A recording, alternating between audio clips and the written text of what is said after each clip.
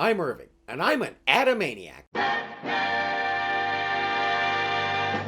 Last time we saw something new. A 3-part story with 2 cliffhangers for the price of 1. Batman and Venus, the Joker's former girlfriend, are chained to the wall. Robin is inside that quote-unquote giant clam. Giant clams don't look like that, and they don't eat like that. They filter algae out of the water that passes over them. They do not bite. But this is some sort of Joker mutant, I guess, so that's different. Because shut up. Robin's been eaten alive, only his foot is sticking out. All Venus can do is sit there and wail like a stereotypical damsel in distress. It's up to Batman to save us. But how? Break those chains that bind you in the name of... Who let him in here? And it's easy to break them when they appear to be made out of purple bubble gum.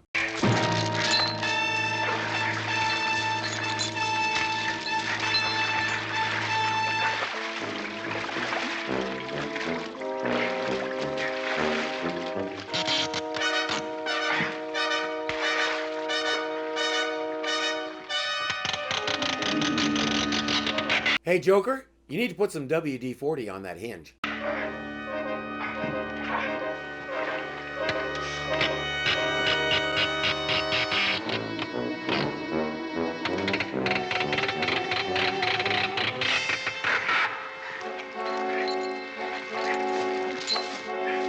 Robin climbs over the clam's rubber teeth and takes a moment to get his footing.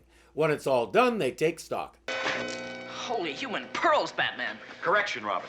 Pearls come from oysters. You came out of that clam. Yes, this is the perfect time to be pedantic about jewelry, Batman. Ease up on the kid, how about it? He did just get eaten by a mollusk. Oh, I sure did. But how'd you get me out? He pried the clam open with his bare hands, and then he unchained me. And now I'm gonna follow him around forever until he lets me bear his children. How'd you break your chain, Batman? Every man has his own unknown inner strength at a time of crisis, Robin. So the explanation is he just did. Okay, I'll buy that. I'm sure had the situations been reversed, you would have found your strength. I have one and you have one, but not Venus, because she's a girl. But what to do about Venus?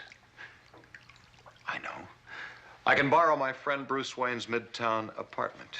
Sure, Batman. He hardly ever uses it. He used to take women there all the time. I never figured out why. Then I'm still part of the team. After what we've all just been through, of course you are, Venus. And I'm sure you can help us track down Joker. Of course, you'll have to stand trial for your earlier misdeeds. As should any citizen who breaks the law, Batman. I have 4 useful words for you, Batman. Immunity. You, O'Hara, Gordon, or whoever the DA is, can give it to her just like that. But it seems like Batman always has to have his pound of flesh. Zelda the Great back in season 1 was being blackmailed into her criminal activities and he still sent her to prison. There are times when Batman is a little too bound to the rulebook. You realize those misdeeds carry the death penalty. I'm such a good citizen, I'll throw the switch myself. Give me a break. I almost lost my lunch the first time I watched that. Yes, I mean when I was 13. Even then, it sounded about as real as a campaign promise. Yeah. Well, where is he? In the bank. Stupid, why didn't you let him out? We need to stand around and talk for a minute to explain why we didn't let him out then before we can let him out now. Him who? We didn't have a chance, Joker. Warden Crichton's boys chased us all the way from the prison. They're out there right now, ready to blast us with their machine guns. We barely managed to ditch him. Well, quick, help me get him out.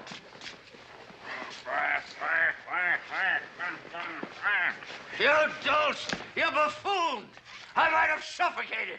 While they catch up, Joker gets the news that Batman and the others got away. Oh, Pengy, then I really need your help.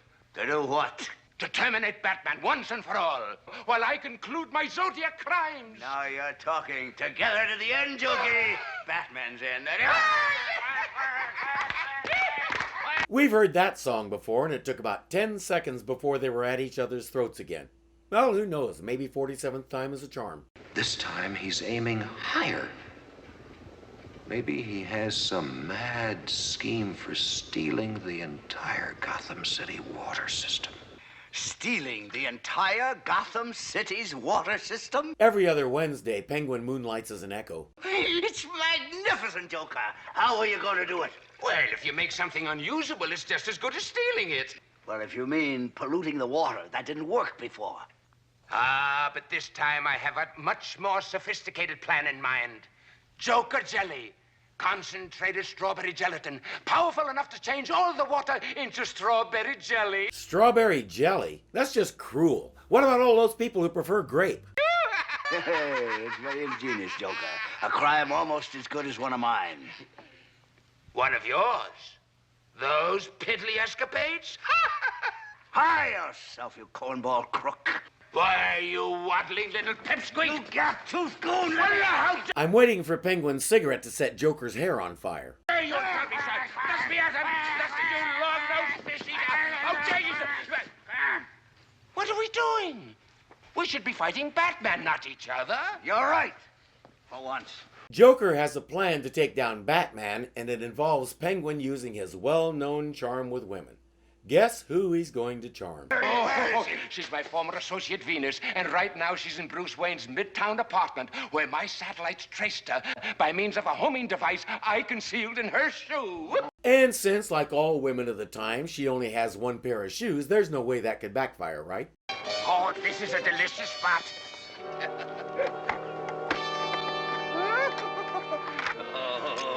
Let the Gotham Cityites try to get this stuff out of their spigots. It's the water supply for an entire multi-million population city, and apparently anybody can walk up to it and do anything they want. Just think, Marge, you turn on the faucet and out comes strawberry jelly. Yeah, that's a great idea. You know, if you got a sink full of biscuits.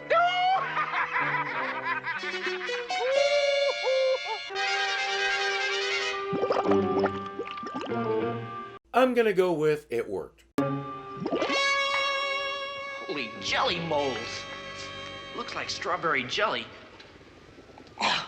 But it tastes like strawberry axle grease. Joker's a great chemist, but a lousy cook. And how does Robin know what axle grease? Never mind. We see the Batcopter for the first time since the movie, and as they head for the reservoir, we get a montage of what's happening all over Gotham City. The city has gone dry as a bone. Oh, Danny boy, the pipe stopped. Mother of a creep.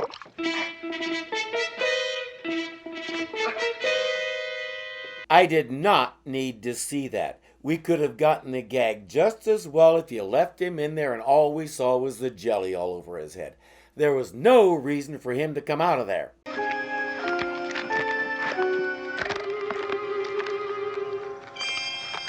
We'll try the sulfide reagents first, Robin.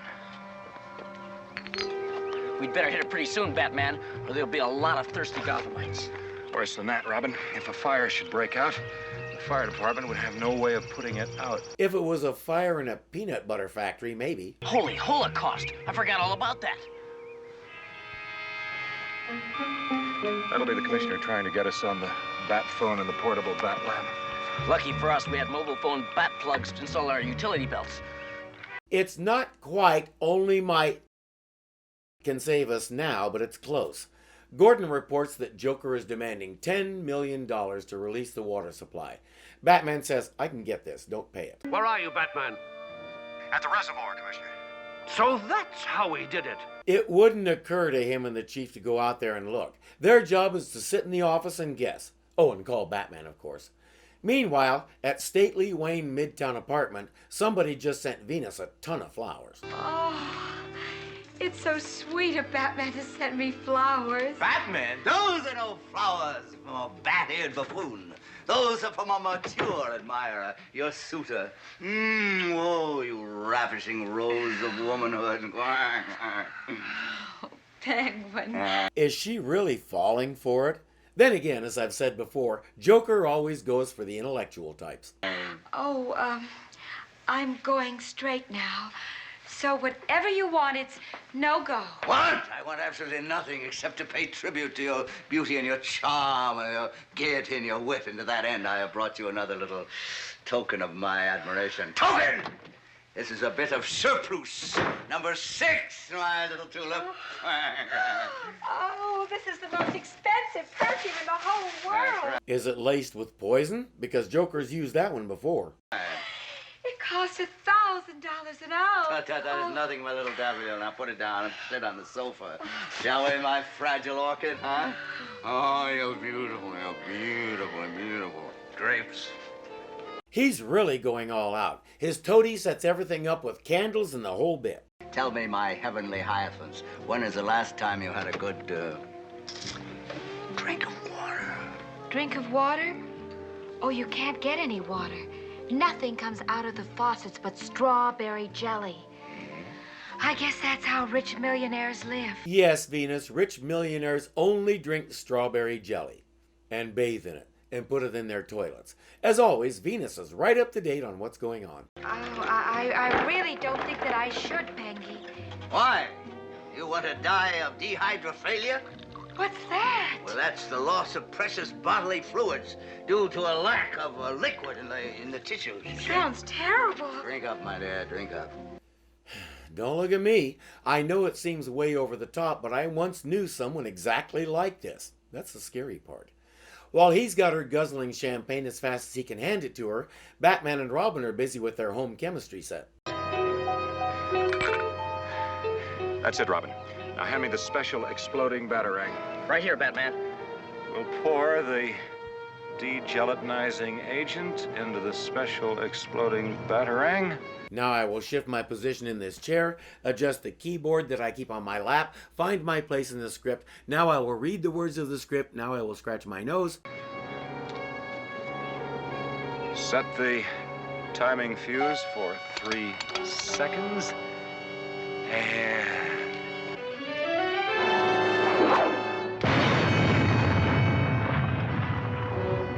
That was the weirdest way of throwing a boomerang I've ever seen. Still, all it had to do was reach the water 6 inches from his feet. Back at the apartment, Penguin is telling Venus he wants to go straight, but there's a problem. His criminal record's stored in the Batcave. He says if she can get Batman to take her there, she can slip his card out of the Bat computer and he can start fresh with a clean record. As if people don't have memories. Anyway, she gives Batman a pitch about how she's always dreamed of seeing the Batcave, but she knows he has no reason to trust her. I trust you, Venus. Then you'll take me? All right, Venus. We'll show you the Batcave. Your decision to lead an honest life was difficult and dangerous. Consider this your reward. Oh, Batman. Aw, shucks, ma'am. Batman is weird with women. It's like he understands they're more than just men with lots of cool curves, but he's not quite sure just what they are. He takes her to the Batmobile and gives her some bat gas. They arrive in the Batcave and he wakes her up. It's a place to hang our cowls.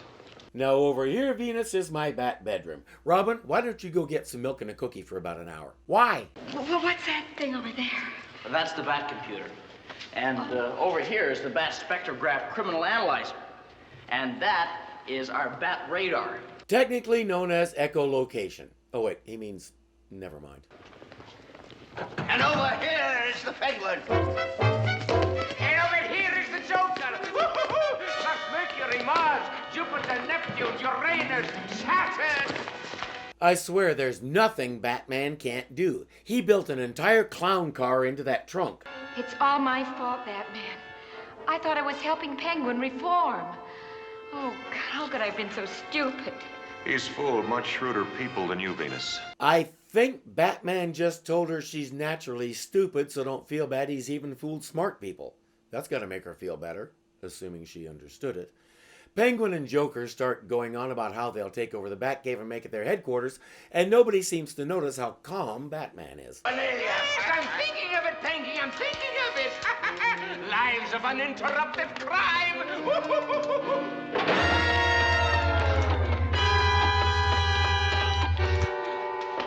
What was that? It's an irradiator. None of you will ever have children.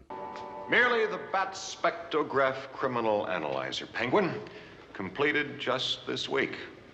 In that brief second, it recorded your bone structure, metabolism rate, molecular blood structure, retina patterns, and other scientific data that may prove invaluable in the future. Plus the whole no progeny thing. That was a bonus side effect. But it only works at close range and is much too large to move.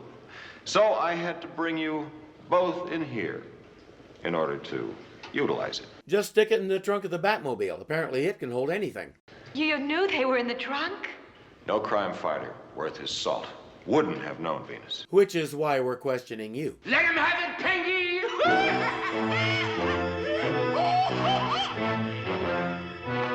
Doesn't work.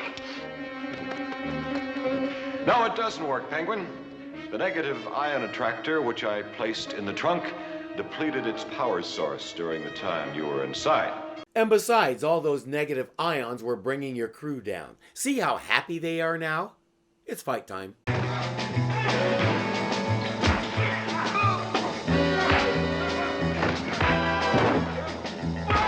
Sadly, he missed the Joker and put Robin into a coma for 2 weeks.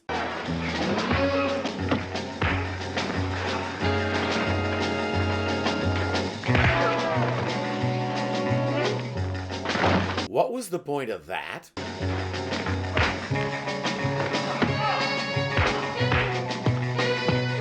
Oh, so Robin can get in trouble and Batman has to rescue him. Sorry, I forgot our formula there for a moment.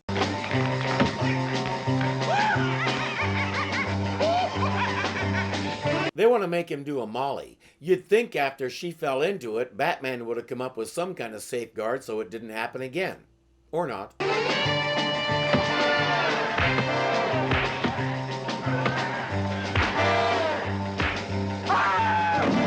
That's gonna hurt in the morning. So's that.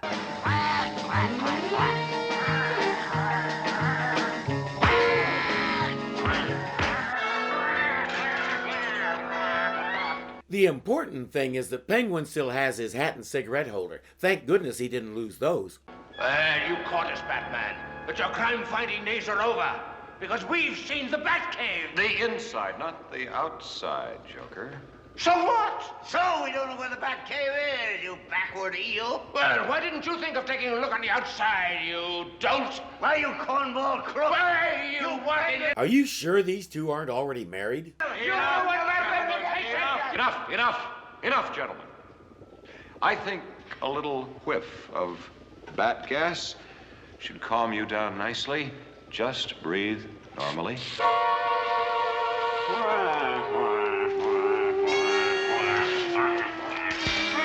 The henchmen don't need bat gas, they have bat concussions. Holy gambles, Batman.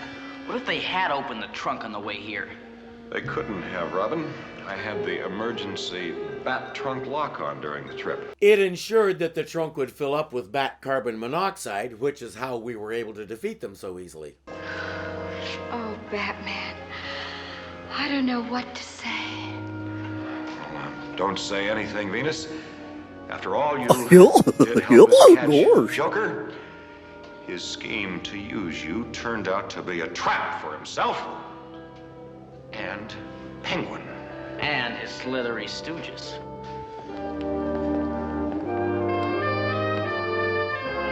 Now you can help me stuff them all back in the trunk for the trip back to the city.